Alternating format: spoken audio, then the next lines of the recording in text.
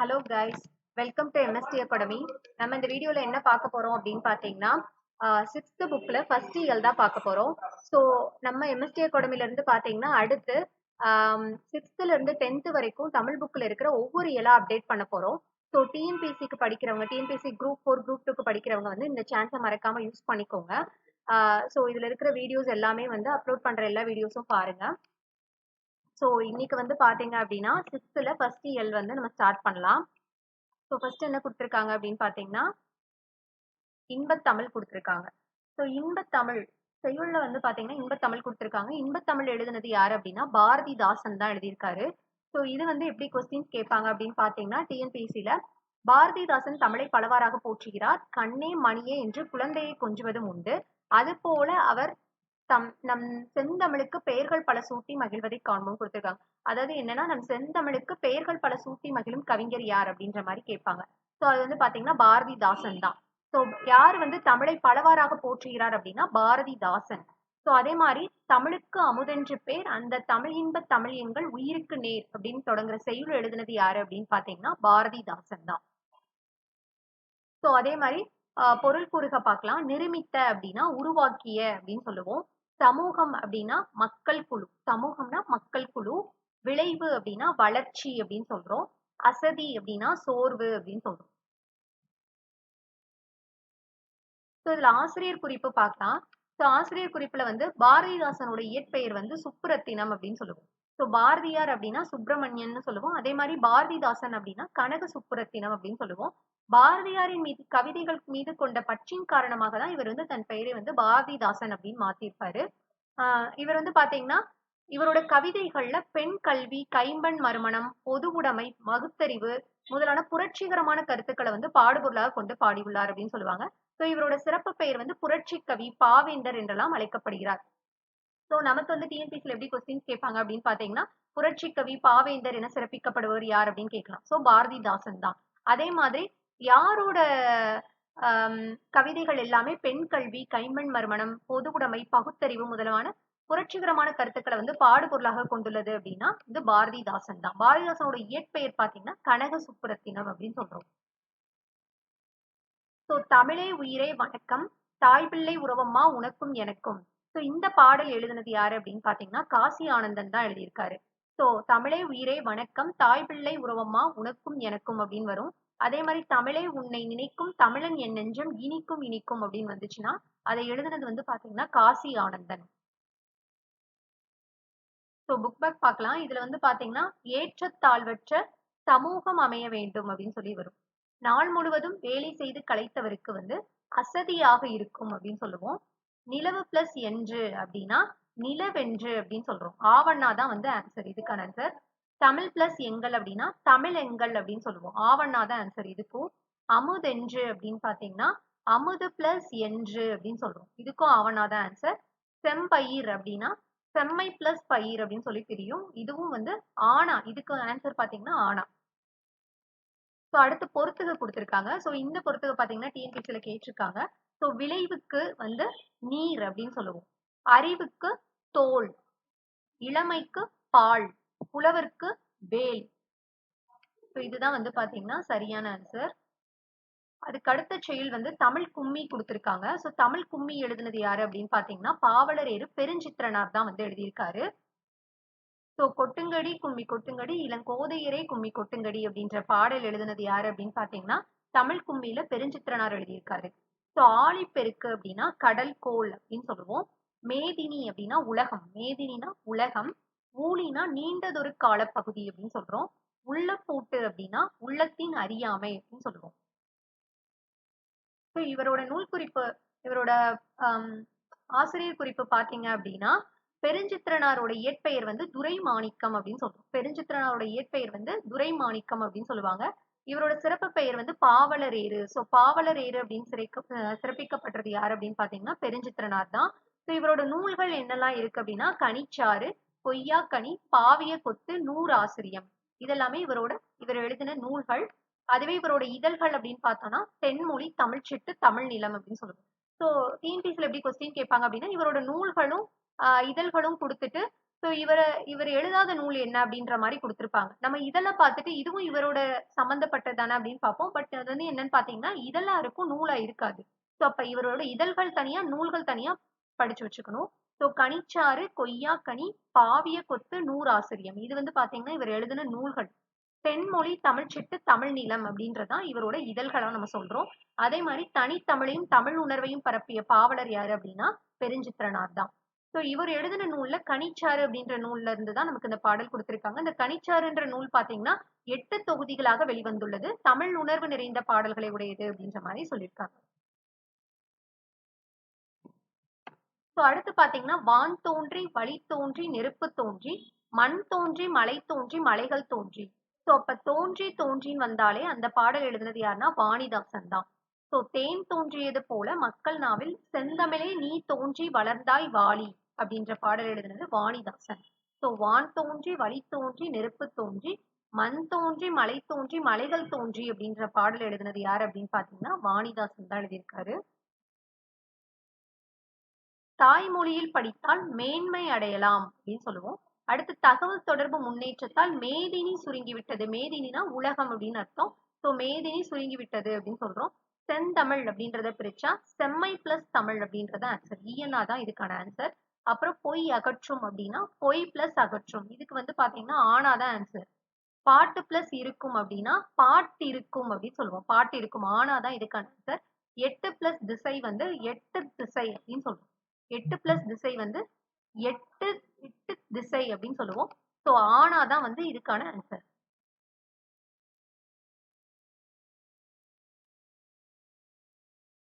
So அதுக்கு அடுத்து என்ன கொடுத்திருக்காங்கன்னா வளர்தமிழ் அப்படின்னு சொல்லிட்டு ஒரு உரைநடை கொடுத்திருக்காங்க. ஸோ இதுல பாத்தீங்க அப்படின்னா உலகில் வந்து 6000க்கும் மேற்பட்ட மொழிகள் உள்ளன அப்படின்னு சொல்றாங்க. 6000க்கும் மேற்பட்ட மொழிகள் உள்ளன. ஸோ அதே மாதிரி பழமொழி கற்ற கவிஞர் யாரு அப்படின்னா பாரதியார் தான். பழமொழி கற்ற கவிஞர் வந்து பாரதியார். ஸோ அவர் என்ன பாடியிருக்காரு அப்படின்னா யாமறிந்த மொழிகளிலே தமிழ் மொழி போல் இனிதாவது எங்கும் காணோம் அப்படின்னு பாடினது யாரு அப்படின்னா பாரதியார் தான். அதே மாதிரி என்று பிறந்தவள் என்று உணராத இயல்பினமாம் எங்கள் தாய் இதை பாடினது யாரு அப்படின்னா பாரதியார் தான். ஸோ யாமறிந்த மொழிகளிலே தமிழ் மொழி போல் இனிதாவது எங்கும் காணோம் அப்படின்னு பாடினாலும் ஸோ என்று பிறந்தவள் என்று உணராத இயல்பினலாம் எங்கள் தாய் அப்படின்றது பாடினதும் வந்து பாரதியார் தான். ஸோ இது வந்து பாத்தீங்க அப்படின்னா பாரத தாயோட தொன்மையை பற்றி கூறுகிறது. இது தமிழ் தாய்க்கும் பொருந்துவதாய் உள்ளது அப்படின்ற மாதிரி சொல்லியிருப்பாங்க. அதுக்கப்புறம் இலக்கணம் ஃபர்ஸ்ட் தோன்றியதா இலக்கியம் ஃபர்ஸ்ட் தோன்றியதா அப்படின்னு பார்த்தா இலக்கியம் தான் தோன்றியது. அதுக்கப்புறம் தான் இலக்கண விதிகள்லாம் தோன்றியது அப்படின்ற மாதிரி சொல்லியிருக்காங்க. ஸோ தமிழில் தோன்றிய முதல் காப்பியம் என்ன அப்படின்னு பாத்தீங்கன்னா அதாவது தமிழில் தோன்றிய நமக்கு கிடைத்துள்ள மிக பழமையான இலக்கண நூல் அப்படின்னா அது தொல்காப்பியம் அப்படின்னு சொல்றாங்க. தொல்காப்பியம் தான் தமிழில் நமக்கு கிடைத்துள்ள மிக பழமையான இலக்கண நூல் அப்படின்னு சொல்றாங்க. இது பாத்தீங்கன்னா டிஎன்பிஎஸ்சில அடிக்கடி கேட்கிற கொஸ்டின் ஆக்சுவலா. அதுக்கப்புறம் ஸோ தமிழ் எழுத்துக்கள் வந்து பெரும்பாலும் வலஞ்சுழி எழுத்துக்களாகவே அமைந்துள்ளன அப்படின்னு சொல்லுவாங்க. ஸோ இடஞ்சுழியா வலஞ்சுழியா அப்படின்னு கன்ஃபியூஷன் ஆயிடக்கூடாது. ஸோ தமிழ் எழுத்துக்கள் பாத்தீங்கன்னா பெரும்பாலும் வலஞ்சுழி எழுத்துக்களாகவே அமைந்துள்ளன அப்படின்றாங்க. ஸோ இதுல வலஞ்சுழி எழுத்துக்கள் அப்படின்றது ஆ, ஏ, ஔ, ந, ஞ அப்படின்னு சொல்லுவோம். இடஞ்சுழி எழுத்துக்கள் அப்படின்னா டயல அப்படின்னு சொல்லுவோம். இந்த இடஞ்சுழி எழுத்துக்கள் ஞாபகம் போதும். வலஞ்சுழி எழுத்துக்கள் வந்து நம்மளே போட்டுடலாம். ஸோ இடஞ்சுழி எழுத்துக்கள் வந்து டயல அப்படின்னு ஞாபகம். ஸோ அதுக்கப்புறம் பாத்தீங்க அப்படின்னா ஆஹ் தமிழ் அப்படின்ற சொல் வந்து முதல்ல எந்த இலக்கியத்துல இடம்பெற்றுள்ளது அப்படின்னா தொல்காப்பியத்துல தான் இடம்பெற்றுள்ளது அப்படின்னு சொல்றாங்க. அதோட மேற்கோள் தான் என்ன அப்படின்னா தமிழன் கிளவியும் அதனூரற்றே அப்படின்னு சொல்றாங்க. சோ தமிழன் கிளவியும் அதனூரற்றே அப்படின்னா தொல்காப்பியம். அதே மாதிரி தமிழ்நாடு அப்படின்ற சொல் பார்க்கும்போது சிலப்பதிகாரம் வஞ்சிகாண்டத்துல இடம்பெற்றுள்ளது. இமிழ்கடல் வேலியை தமிழ்நாடு ஆக்கி இது நீ கருதினை ஆயின் அப்படின்னு வந்துச்சுன்னா அது வந்து சிலப்பதிகாரம். அதே மாதிரி தமிழன் கண்டாய் தமிழன்ற சொல் வந்து ஃபர்ஸ்ட் பாத்தீங்கன்னா அப்பர் தேவாரத்துலதான் வந்து இடம்பெற்றுள்ளது. அதான் தமிழன் கண்டாய் அப்படின்னு சொல்லுவாங்க. சோ அதுக்கப்புறம் வந்து பாத்தீங்கன்னா சீர்மையான மொழி அப்படின்னு சொல்லுவோம் தமிழ. சீர்மை அப்படின்றது ஒழுங்குமுறையை குறிக்கும் சொல் அப்படின்னு சொல்றோம். சோ அதாவது தமிழ்ல 2 திணைகள் இருக்கு, 2 திணைகள் இருக்கு. உயர்திணை அக்ரிணை அப்படின்னு சொல்லிட்டு உயர்திணையோட எதிர்ச்சொல் வந்து பாத்தீங்கன்னா தாழ்திணை அப்படின்னு அமையாம அக்ரிணை அப்படின்னு சொல்லியிருக்காங்க. அக்ரிணைனா என்னன்னா அல் பிளஸ் திணை அப்படின்னு சொல்லி பிரிப்போம். அல் பிளஸ் திணை அப்படின்னா உயர்வு அல்லாத திணை அப்படின்னு சொல்லி சொல்றாங்க. சோ அதைத்தான் உயர்திணை அப்படின்னு நம்ம சொல்றோம். சோ உயர்வு அல்லாத திணையை தான் நம்ம அக்ரிணை அப்படின்னு சொல்லுவோம். சோ அதுக்கப்புறம் பாத்தீங்கன்னா பாகற்காயை வந்து பாகு பிளஸ் அல் பிளஸ் காய் அப்படின்னு பிரிப்பாங்க. அதாவது பாகு அல்லாத காய் அப்படின்னா என்னன்னா இனிப்பு அல்லாத காய் அப்படின்னு சொல்றாங்க. பாகக்காய் வந்து கசப்பு காய் அப்படின்னு சொல்லாம இனிப்பு அல்லாத காயை தான் பாகு அல்லாத காய் பாகற்காய் அப்படின்ற மாதிரி சொல்லியிருக்காங்க. சோ அதுக்கப்புறம் பாத்தீங்க அப்படின்னா நமக்கு தமிழ் மொழியில இருக்கிற இலக்கண நூல்கள் அப்படின்னா தொல்காப்பியம், நன்னூல் இதெல்லாமே பாத்தீங்கன்னா இலக்கண நூல்கள் அப்படின்னு சொல்றோம். சங்க இலக்கியங்கள் அப்படின்னா எட்டு தொகை, பத்து பாட்டு இதெல்லாமே சங்க இலக்கியங்கள் அப்படின்னு சொல்லுவோம். அதே மாதிரி அறநூல்கள் அப்படின்னு எடுத்துட்டோம் அப்படின்னா திருக்குறள், நாலடியார் இதெல்லாமே அறநூல்களா சொல்றோம். ஆஹ் அதே மாதிரி காப்பியங்கள் அப்படின்னு பாத்தீங்கன்னா சிலப்பதிகாரம், மணிமேகலை இதெல்லாமே காப்பியங்கள் அப்படின்னு சொல்றோம். அதே மாதிரி தமிழ் மொழியில பூவின் 7 நிலைகளுக்கும் வந்து தோன்றுவது முதல் உதிர்வது வரை தனித்தனி பெயர்கள் இருக்கு அப்படின்னு சொல்றாங்க. அதான் என்ன அப்படின்னு பாத்தீங்கன்னா அரும்பு, மொட்டு, முகை, மலர், அலர், வி, செம்மல் அப்படின்னு சொல்லுவோம். இதுதான் வந்து பாத்தீங்கன்னா பூவின் 7 நிலைகள் அப்படின்னு சொல்றோம். அதாவது அரும்பு, மொட்டு, முகை, அரும்பு, மொட்டு, முகை வரும். அடுத்து மலர், அலர், அடுத்து வி, செம்மல். இதுதான் வந்து பாத்தீங்கன்னா பூவின் 7 நிலைகள். அதுக்கப்புறம் தமிழ்ல ஓர் எழுத்தே ஒரு சொல்லாகி பொருள் தருவதும் உண்டு. ஒரு சொல்லே பல பொருளை குறித்து வருவதும் உண்டு. இதுல பாத்தீங்கன்னா மா அப்படின்ற ஒரு சொல்லே பாத்தீங்கன்னா மரம், விலங்கு, பெரிய திருமகள், அழகு, அறிவு, அளவு, அழைத்தல், துகள், மேன்மை, வயல், வண்டு இந்த மாதிரி பல பொருட்களை வந்து தருகிறது. இது எப்படி ஞாபகம் வச்சுக்கலாம்னு மா அப்படின்னு எடுத்துட்டீங்கன்னா மரம், விலங்கு, பெரிய திருமகள் அப்படின்னு வரும். அடுத்து ஆ அப்படின்னு ஒரு 4 சொற்கள் வந்து வரும் ஆள் ஆரம்பிக்கிறதுலே. அழகு, அறிவு, அளவு, அழைத்தல் அப்படின்னு சொல்லுவோம். அடுத்து துகள், மேன்மை அப்படின்னு வரும். அடுத்து வாழ வந்து பாத்தீங்கன்னா 2 சொல் வயல், வண்டு அப்படின்னு சொல்லி வருது. இது எல்லாத்துக்குமே பாத்தீங்கன்னா மா அப்படின்றதுதான். மா அப்படின்ற சொல்லோட பொருள் தான் இது எல்லாமே. அதுக்கப்புறம் பாத்தீங்கன்னா தமிழை வந்து முத்தமிழ் அப்படின்ற சிறப்பு பெயரும் இருக்கு தமிழுக்கு. இதை வந்து இயல் தமிழ், இசைத்தமிழ், நாடகத்தமிழ் அப்படின்னு சொல்லுவோம். இயல் தமிழ் அப்படின்றது பாத்தீங்கன்னா எண்ணத்தை வெளிப்படுத்தும் அப்படின்னு சொல்றோம். இசைத்தமிழ் அப்படின்றது உள்ளத்தை மகிழ்விக்கும் அப்படின்னு சொல்லுவாங்க. நாடகத்தமிழ் அப்படின்றது உணர்வில் கலந்து வாழ்வின் நிறைக்குறைகளை சுட்டி காட்டும் அப்படின்ற மாதிரி சொல்லுவோம். அதுக்கப்புறம் பாத்தீங்க அப்படின்னா தமிழின் கவிதை வடிவங்கள். தமிழ் கவிதை வடிவங்கள் அப்படின்னா எதெல்லாம் சொல்லுவோம் அப்படின்னா துளிப்பா, புதுக்கவிதை, கவிதை, செய்யுள் இதெல்லாமே பாத்தீங்கன்னா துளிப்பா, புதுக்கவிதை, கவிதை, செய்யுள் இதுதான் வந்து தமிழ் கவிதை வடிவங்கள். இதுவே உரைநடை வடிவங்கள் அப்படின்னா கட்டுரை, புதினம், சிறுகதை. கட்டுரை, புதினம், சிறுகதை அப்படின்றதான் தமிழோட உரைநடை வடிவங்கள் அப்படின்னு சொல்றோம். அதுக்கப்புறம் தாவர இலைப்பெயர்கள். தமிழ்ல தாவர இலைப்பெயர்கள் பார்த்தோம் அப்படின்னா இப்ப ஆலமரம், அரச மரம், மா, பலா, வாழை இது எல்லாத்துக்குமே வந்து நம்ம இலைன்னு தான் சொல்லுவோம். அதோட இலையை வந்து இலை அப்படின்னு தான் சொல்லுவோம். அதான் ஆள், அரசு, மா, பலா, வாழைனா இலை. அதுவே அகத்தி, பசலை, முருங்கை இதெல்லாமே கீரை அப்படின்னு சொல்றோம். அருகு, கோரை வந்து புல் அப்படின்னு சொல்லுவோம். நெல், வரகு அப்படின்னா தாள் அப்படின்னு சொல்றாங்க. மல்லி தழை அப்படின்னு சொல்லுவோம். மல்லி வந்து தழை. சப்பாத்தி கள்ளி தாளை இதை வந்து மடல் அப்படின்னு சொல்லுவாங்க. கரும்பு நாணல் அப்படின்னா தோகை அப்படின்னு சொல்லுவோம். கரும்பந்தோகை. அதே மாதிரி கரும்பு, நாணல் இதெல்லாமே தோகை தான். பனை, தென்னை இதெல்லாமே ஓலை அப்படின்னு சொல்றாங்க. கமுகு, கமுகுனா என்னன்னா பாக்கு மரத்தை தான் கமுகு அப்படின்னு சொல்றாங்க. அதோட இலைப்பெயர் வந்து கூந்தல் அப்படின்னு சொல்றாங்க. அதாவது கமுகு மரம், பாக்கு மரத்தோட இலை வந்து கூந்தல் அப்படின்னு சொல்லுவோம். இது வந்து பாத்தீங்கன்னா டிஎன்பிஎஸ்சில ஆல்ரெடி கேட்டிருக்காங்க இந்த கொஸ்டின். இந்த வந்து பாத்தீங்கன்னா தாவர இலைப்பெயர்களை வந்து பொறுத்துக மாதிரி கொடுத்து கேட்பாங்க.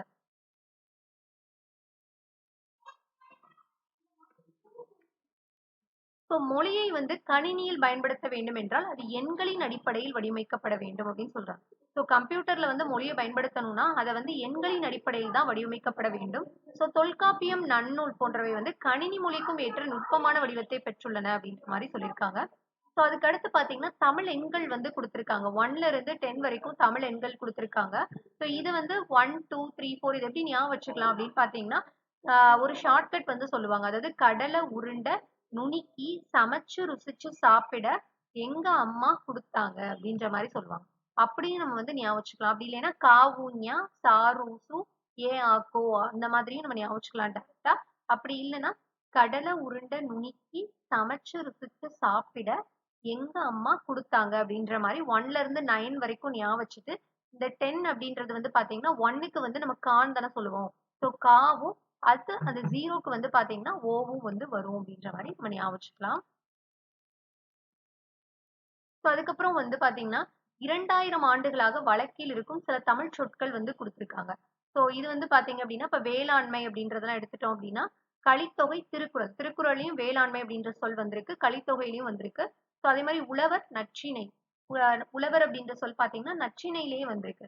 அப்ப நல்ல உழவர் அந்த மாதிரி ஞாபகம் வச்சுக்கலாம். அதே மாதிரி பாத்தீங்கன்னா பாம்பு, முதலை, மீன், செய், இது 4க்குமே பாத்தீங்கன்னா இந்த 4 சொல்லுமே வந்து பாத்தீங்கன்னா குறுந்தொகையில இடம்பெற்றிருக்கும் அப்படின்னு சொல்லுவோம். அப்ப பாம்பு, முதலை, மீன், செய், இது 4மே பாத்தீங்கன்னா குறுந்தொகை அப்படின்னு நம்ம சொல்லுவோம். ஸோ வெள்ளம்னா பதிற்று பத்து. ஸோ இதெல்லாம் பாத்தீங்கன்னா சில ஷார்ட்கட்ஸ் மாதிரி நம்மளே வந்து மெமரைஸ் பண்ணிக்கலாம். ஸோ வெள்ளம் வந்து 10 தடவை வெள்ளம் வந்திருக்கு அப்படின்ற மாதிரி ஞாபகம் வச்சுக்கலாம். அப்ப வெள்ளம் பதிற்று பத்து, 10 வெள்ளம் அப்படின்ற மாதிரி ஞாபகம் வச்சுக்கலாம். ஸோ முதலைனா ஏற்கனவே பார்த்தோம் குறுந்தொகை அப்படின்னு சொல்லிட்டு. கோடை அப்படின்னா அகநானூறு அப்படின்னு சொல்லி பார்ப்போம். கோடைனா அகநானூறு அப்படின்னு சொல்றாங்க. அதே மாதிரி உலகம் அப்படின்னா தொல்காப்பியம், கிளவியாக்கம், திருமுருகாற்றுப்படை. ஸோ இதுக்கு வந்து பாத்தீங்கன்னா ஷார்ட்கட்ஸ் மாதிரி ஏதாவது நம்மளா வந்து கிரியேட் பண்ணி ஞாபகம் வச்சுக்கலாம். ஸோ உலகம்னா தொல்காப்பியம், கிளவியாக்கம், திருமுருகாற்றுப்படை போன்ற நூல்கள்ல வந்து இடம்பெற்றிருக்கு உலகம் என்ற சொல்லு. அதே மாதிரி மருந்துனா உள்ள சாப்பிடுவோம். ஸோ இப்ப அகநானூறு, திருக்குறள் ரெண்டுலயுமே பாத்தீங்கன்னா மருந்து அப்படின்ற சொல் இருக்கு. அதுக்கப்புறம் ஊர் அப்படின்னு பாத்தீங்கன்னா தொல்காப்பியம், அகத்திணையியல், இது ரெண்டுலயுமே பாத்தீங்கன்னா ஊர் அப்படின்ற சொல் வந்து வந்திருக்கு. அன்பு அப்படின்னு பாத்தீங்கன்னா தொல்காப்பியம், திருக்குறள்ல வந்து களவியல். ஸோ தொல்காப்பியம், களவியல், திருக்குறள் 3லயுமே பாத்தீங்கன்னா அன்புன்ற சொல் வந்திருக்கு. உயிர் அப்படின்னா தொல்காப்பியம், கிளவியாக்கம், திருக்குறள் அப்படின்னு சொல்றோம். மகிழ்ச்சி அப்படின்னா தொல்காப்பியம், கற்பியல், திருக்குறள். ஸோ நிறைய சொல் பாத்தீங்கன்னா தொல்காப்பியம் நூல்ல தான் வந்து இடம்பெற்றிருக்கும். ஸோ மீன்னா குறுந்தொகை அப்படின்னு பார்த்தோம். புகழ் தொல்காப்பியம், வேற்றுமையியல் அப்படின்னு சொல்றோம். அரசு அப்படின்னா திருக்குறள்ல வந்து இடம்பெற்றிருக்கும். செய் அப்படின்னாலும் குறுந்தொகை தான்.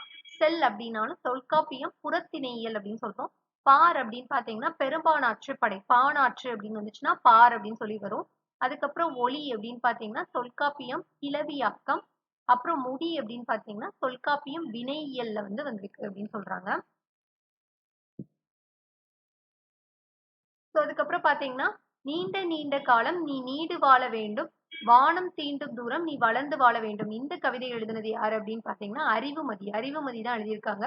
ஸோ நீண்ட நீண்ட காலம் நீ நீடு வாழ வேண்டும், வானம் தீண்டும் தூரம் நீ வளர்ந்து வாழ வேண்டும். இந்த கவிதை எழுதினது யாரு அப்படின்னு பாத்தீங்கன்னா அறிவுமதி தான் வந்து எழுதியிருக்காங்க. ஸோ தொன்மை அப்படின்னா என்னன்னா பழமை அப்படின்னு சொல்லுவோம். தொன்மைனா பழமை. இடப்புறம் அப்படின்னா இடம் பிளஸ் புறம் அப்படின்னு சொல்லி பிரிப்போம். ஈனா தான் இதுக்கான ஆன்சர்.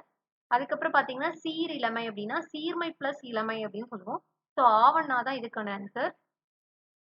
சிலம்பு பிளஸ் அதிகாரம் அப்படின்னா சிலப்பதிகாரம் அப்படின்னு சொல்றோம். சிலப்பதிகாரம், ஆவண்ணா தான் இதுக்கான ஆன்சர். அப்புறம் கணினி பிளஸ் தமிழ் அப்படின்னா கணினி தமிழ் அப்படின்னு சொல்லுவோம். இதுக்கு பாத்தீங்கன்னா ஆவண்ணா தான் ஆன்சர். தமிழ் மொழி போல் இனிதாவது எங்கும் காணும். ஸோ யாமறிந்த மொழிகளிலே தமிழ் மொழி போல் இனிதாவது எங்கும் காணும் அப்படின்னு பாடினது யாரு அப்படின்னா பாரதியார் தான் வந்து பாடியிருப்பாரு.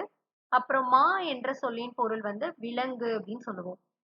அதுக்கப்புறம் நாம் சிந்திக்கவும் சிந்தித்ததை வெளிப்படுத்தவும் உதவுவது வந்து மொழி அப்படின்னு சொல்றோம். தமிழில் நமக்கு கிடைத்துள்ள மிக பழமையான இலக்கண நூல் வந்து தொல்காப்பியம் அப்படின்னு சொல்லுவோம். மொழியை கணினியில் பயன்படுத்த வேண்டும் எனில் அது எண்களின் அடிப்படையில் வடிவமைக்கப்பட வேண்டும் அப்படின்னு சொல்றாங்க. ஸோ அதுக்கப்புறம் பாத்தீங்கன்னா கனவு பழித்தது அப்படின்னு சொல்லிட்டு ஒரு கதை மாதிரி கொடுத்திருப்பாங்க. ஸோ இதுல வந்து பாத்தீங்க அப்படின்னா நிலம், நீர், நெருப்பு, காற்று, ஆகாயம் என்னும் 5ம் கலந்ததுதான் இவ்வுலகம் அப்படின்ற மாதிரி சொல்றாங்க. ஸோ இதை வந்து பாத்தீங்கன்னா தொல்காப்பியர் வந்து தொல்காப்பியம்ன்ற நூல்ல வந்து எழுதியிருக்காரு. அதே மாதிரி உலக உயிர்களை ஓரறிவு முதல் 6 அறிவு வரை வகைப்படுத்தி காட்டியுள்ளவர் யாருன்னா தொல்காப்பியர் தான். ஸோ அதைத்தான் வந்து என்ன சொல்றாங்க அப்படின்னா நிலம், தீ, நீர், வளி, விசும்போடு 5ம் கலந்த மயக்கம் உலகம் ஆதலின் அப்படின்னு சொல்லி தொல்காப்பியம்ல வந்து சொல்லியிருக்கு. அதுக்கப்புறம் பாத்தீங்கன்னா கடல் நீர் ஆவியாகி மேகமாகும், பின்னர் மேகம் குளிர்ந்து மழையாக பொழியும். ஸோ இதை வந்து பாத்தீங்கன்னா இந்த செய்தியை பழந்தமிழ் இலக்கியங்களான முல்லைப்பாட்டு, பரிபாடல், திருக்குறள், கார் 40, திருப்பாவை இந்த 5 நூல்கள்லையும் பாத்தீங்கன்னா இந்த அறிவியல் செய்தி வந்து சொல்லியிருக்காங்க. முல்லைப்பாட்டு, பரிபாடல், திருக்குறள், கார் 40, திருப்பாவை இந்த 5லயுமே பாத்தீங்கன்னா கடல் நீர் ஆவியாகி மேகமாகும், பின்னர் மேகம் குளிர்ந்து மழையாக பொழியும் அப்படின்ற அறிவியல் செய்தி சொல்லியிருக்காங்க. ஸோ இது வந்து பாத்தீங்கன்னா கடல் நீர் முகந்த கமஞ்சூல் எழிலி அப்படின்னு வந்துச்சுன்னா அது கார் 40ன்னு சொல்லுவோம். ஸோ இது எப்படி ஞாபகம் வச்சுக்கலாம் அப்படின்னா கடல் நீர் வந்து காருக்குள்ள பூந்துருச்சு அப்படின்ற மாதிரி கூட நம்ம ஞாபகம் வச்சுக்கலாம். ஸோ கடல் நீர் முகந்த கமஞ்சூல் எழிலி அப்படின்னா கார் 40. ஸோ அதுக்கப்புறம் பாத்தீங்கன்னா திரவ பொருட்களை எவ்வளவு அழுத்தினாலும் அவற்றின் அளவை சுருக்க முடியாது அப்படின்றத வந்து ஔவையார் எப்படி சொல்றாரு அப்படின்னா ஆழ அமிக்கி முகக்கினும் ஆழ்கடல் நீர் நாளி முகவாது நாள் நாளி அப்படின்ற மாதிரி ஔவையார் சொல்லியிருப்பாரு. ஸோ இதோட மீனிங் என்னன்னா திரவ பொருட்களை வந்து எவ்வளவு அழுத்தினாலும் அவற்றின் அளவை சுருக்க முடியாது அப்படின்றதுதான். அதுக்கப்புறம் போர்க்களத்தில் மார்பில் புண்படுவது வந்து இயல்பு. வீரர் ஒருவரின் காயத்தை வெண்ணிற ஊசியால் தைத்த செய்தியை வந்து பதிற்று பத்துன்ற நூல்ல வந்து சொல்லியிருக்காங்க. ஸோ அதைத்தான் வந்து எப்படி சொல்றாங்கன்னா நெடு வெள்ளூசி நெடுவசி பறந்தவடு அப்படின்னு சொல்லி பதிற்று பத்துல சொல்லியிருக்காங்க. அதுக்கப்புறம் சுறாமீன் தாக்கியதால் ஏற்பட்ட புண்ணை வந்து நரம்பினால் தைத்த செய்தியை சொல்றதுதான் நற்றிணைன்னு சொல்றோம்.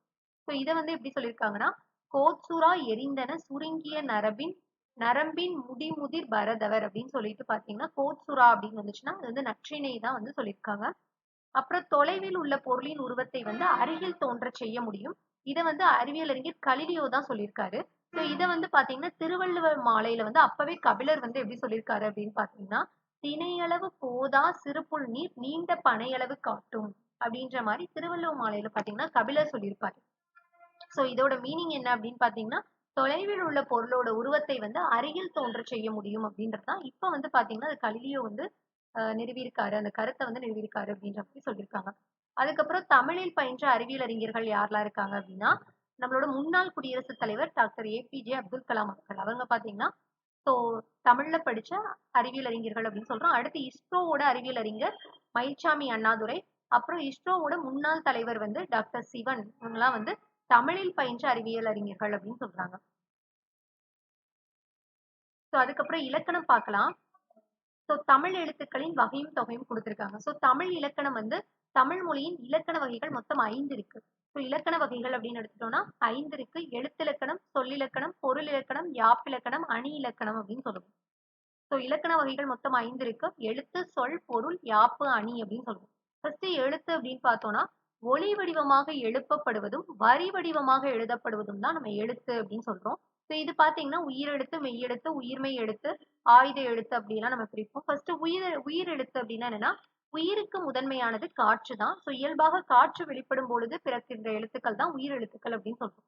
ஸோ இது வந்து எந்தெந்த செயல்பாடுகளால வருது அப்படின்னு பாத்தீங்கன்னா வாயை திறத்தல், உதடுகளை விரித்தல், உதடுகளை குவித்தல் ஆகிய எளிய செயல்பாடுகள்னாலதான் ஆ முதல் அவ் வரைக்கும் இருக்கிற 12 உயிரெழுத்துக்களும் பிறக்கின்றன அப்படின்னு சொல்றாங்க. ஸோ உயிரெழுத்துக்களை எப்படி பிரிக்கிறோம் அப்படின்னு பாத்தீங்கன்னா குறில் நெடில் அப்படின்னு 2 வகையா பிரிக்கிறோம். குறில் எழுத்து மொத்தம் 5 இருக்கும், நெடில் எழுத்து 7 இருக்கும். ஸோ குறில் அப்படின்னு பாத்தீங்கன்னா ஆ, இ, உ, ஏ, ஓ இந்த 5ம் தான் வந்து குறுகி ஒலிக்கிறனால அது குறில் எழுத்துக்கள் அப்படின்னு சொல்றோம்.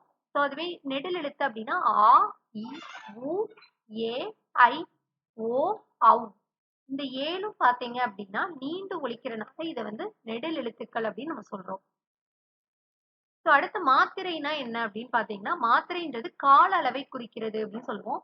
ஒரு மாத்திரை என்பது ஒரு முறை கண் இமைக்கவோ ஒரு முறை கை நொடிக்கவோ ஆகும் கால அளவு தான் நம்ம மாத்திரை அப்படின்னு சொல்றோம். ஒரு முறை கண் இமைக்கவோ ஒரு முறை கை நொடிக்கவோ ஆகும் கால அளவு தான் நம்ம மாத்திரை அப்படின்னு சொல்றோம். குறில் எழுத்துக்கான மாத்திரை அளவு பாத்தீங்கன்னா ஒரு மாத்திரை வரும். நெடில் எழுத்தை ஒலிக்கும் கால அளவு வந்து 2 மாத்திரை. குறில்னா ஒரு மாத்திரை, நெடில்னா 2 மாத்திரை அப்படின்னு சொல்றோம். ஸோ மெய் எழுத்து அப்படின்னு பார்த்தோம்னா மெய் எழுத்து மெய் என்பதற்கு உடம்பு என்று பொருள். ஸோ மெய்யெழுத்துக்களை ஒலிக்கணும் அப்படின்னா அது வந்து உடல் இயக்கத்தோட பங்கு வந்து இன்றியமையாது. உயிர்னா உயிரெழுத்து அப்படின்னு பார்த்தோம்னா நம்ம காற்றுன்னு சொல்ற மாதிரி மெய்னா உடம்புன்னு சொல்றோம். ஸோ மெய்யெழுத்துக்களை ஒலிக்க உடல் இயக்கத்தோட பங்கு இன்றியமையாதது அப்படின்னு சொல்றாங்க. ஸோ இக்கு, இங்கு, இச்சு, இஞ்சு இந்த மாதிரி பாத்தீங்கன்னா இன்னு வரைக்கும் மொத்தம் 18 மெய்யெழுத்துக்கள் இருக்கு அப்படின்னு சொல்லுவோம். ஸோ உயிரெழுத்துக்களை எப்படி நம்ம குறில் நெடில் அப்படின்னு பிரிப்போமோ அதே மாதிரி மெய்யெழுத்துக்களை பாத்தீங்கன்னா வல்லினம், மெல்லினம், இடையினம் அப்படின்னு சொல்லிட்டு 3ஆ பிரிக்கும். வல்லினம் இது வந்து பாத்தீங்கன்னா கசட தபர. வல்லினம்னா கசட தபரன்னு சொல்லுவோம். மெல்லினம்னா ஞெனன நமன, இடையினம்னா எரல வரல அப்படின்னு சொல்லுவாங்க. ஸோ மெய்யெழுத்துக்களை ஒலிக்கிறதுக்கான கால அளவு பாத்தீங்கன்னா அரை மாத்திரை. குறில்னா 1, நெடில்னா 2, மெய்யெழுத்துனா அரை மாத்திரை தான் வந்து வரும். ஸோ இதுல வந்து பாத்தீங்கன்னா இந்த கசட தபர அப்படின்றது பாத்தீங்கன்னா ஆறும் வன்மையாக ஒலிக்கிறனால அது வந்து வல்லினம் அப்படின்னும், எணன நமன அப்படின்றது பாத்தீங்கன்னா ஆறும் மென்மையாக ஒலிக்கிறனால இது வந்து மெல்லினம் அப்படின்னும், எரல வளலன்றது வந்து ஆறும் வன்மையாகவும் இல்லாமல் மென்மையாகவும் இல்லாமல் இரண்டுக்கும் இடைப்பட்டு ஒலிக்கின்றனால வந்து இடையினம் அப்படின்னு சொல்றாங்க. அதுக்கப்புறம் உயிர்மெய் எழுத்து அப்படின்னு பார்த்தோம்னா மொத்தம் 216 எழுத்துக்கள் இருக்கு. உயிரெழுத்து 12ம் மெய்யெழுத்து 18ம் ஆக 30 ஆக ஆஹ் இரண்டும் சேர்வதால் நமக்கு தோன்றதுதான் 216 எழுத்துக்கள் தான் நம்ம என்ன அப்படின்னு சொல்றோம் பாத்தீங்கன்னா உயிர்மெய் எழுத்துக்கள் அப்படின்னு சொல்றோம். ஸோ அதாவது இது எப்படி பிறக்கும் பார்த்தோன்னா இதையும் வந்து நம்ம ரெண்டா பிரிப்போம். உயிர்மெய் குறில், உயிர்மெய் நெடில் அப்படின்னு சொல்லிட்டு ரெண்டா பிரிப்போம். அதாவது மெய்யுடன் உயிர்க்குறில் சேர்ந்தால் அதுல வர்றது உயிர்மெய் குறில் அப்படின்னு சொல்றோம். அதாவது மெய்யெழுத்து 18 அதுல உயிர்க்குறில் மொத்தம் 5 இருக்கா? ஸோ 18 இன்ட்டு 5 ஸோ அதைத்தான் வந்து பார்த்தீங்கன்னா உயிர்மெய் குறில் அப்படின்னு சொல்றோம். மெய்யுடன் மெய்யெழுத்து 18ஓட உயிர் நெடில் 7 இருக்குல்ல. ஸோ 18 இன்ட்டு 7 அதைத்தான் வந்து உயிர்மெய் நெடில்னு சொல்றோம். மொத்தம் பார்த்தீங்கன்னா உங்களுக்கு 216 எழுத்துக்கள் வரும். உயிர்மெய் எழுத்து வந்து 216 எழுத்துக்கள் வரும். அடுத்து ஆயுத எழுத்து அப்படின்னு பார்த்தீங்கன்னா ஆம், அக்கண்ணா தான் வந்து ஆயுத எழுத்து அப்படின்னு சொல்றோம். ஆயுத எழுத்தை குறிக்கும் கால அளவு என்னன்னு பார்த்தீங்கன்னா ஆயுத எழுத்துக்கும் அரை மாத்திரை தான் வரும்.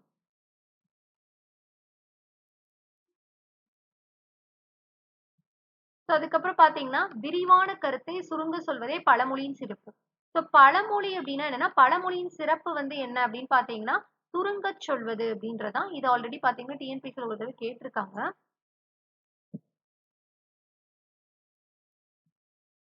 ஸோ அதுக்கப்புறம் வந்து கலைச்சொல் பார்க்கலாம். கிளாக் வைஸ் அப்படின்னா வலஞ்சுழி அப்படின்னு சொல்றோம். ஆன்டி கிளாக் வைஸ் அப்படின்னா இடஞ்சுழி அப்படின்னு சொல்லுவோம்.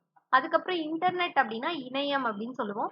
வாய்ஸ் சர்ச் அப்படின்னா குரல் தேடல். சர்ச் என்ஜின் அப்படின்னா தேடு பொறி அப்படின்னு சொல்லுவோம். டச் ஸ்கிரீன் அப்படின்னா தொடுதிரை அப்படின்னு சொல்லுவோம்.